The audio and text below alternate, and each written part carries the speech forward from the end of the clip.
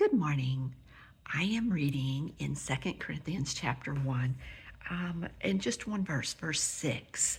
Um, this is the beginning of the chapter. Paul introduces himself, those that are with him, which is common, and sometimes, and in this case, the purpose of the letter to this church, the church in Corinth. Verse 6. And whether we be afflicted is for your consolation and salvation, which is effectual in the enduring of the same suffering, which we also suffer. And whether we be comforted, it is for your consolation and salvation.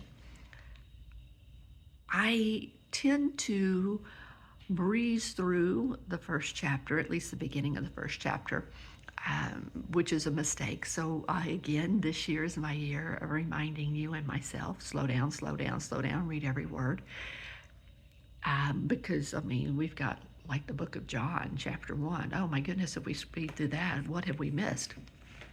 So today, in reading this verse, 2 Corinthians chapter 1, verse 6, it says, if I suffer as the minister, this is Paul, if he suffers as the minister, and they suffer as the apostles, they suffer for the salvation of those that they are speaking to the churches. If they are comforted as ministers, as the apostles, then they are comforted for the salvation of those that are reading this, of the church, of the lost, of the saved.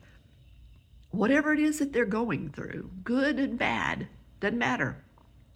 They are comforted, they are afflicted, they struggle for the salvation of others. I know that several of my friends, those that I mentor, those that come to me in time of need and request prayer, I am hearing across the board, Sister Groff, this has been a hard year. I am going through this, I am going through this, I am going through this. And I can say, as am I. I don't say that to others, but as am I. But I recognize that whatever I'm going through, good or bad, I'm going through it for a purpose. I believe that every step that I take, the hand of God is there. My attitude and how I react to it is up to me. The decisions I make while I'm in this place, in this season, in this point of the journey is up to me.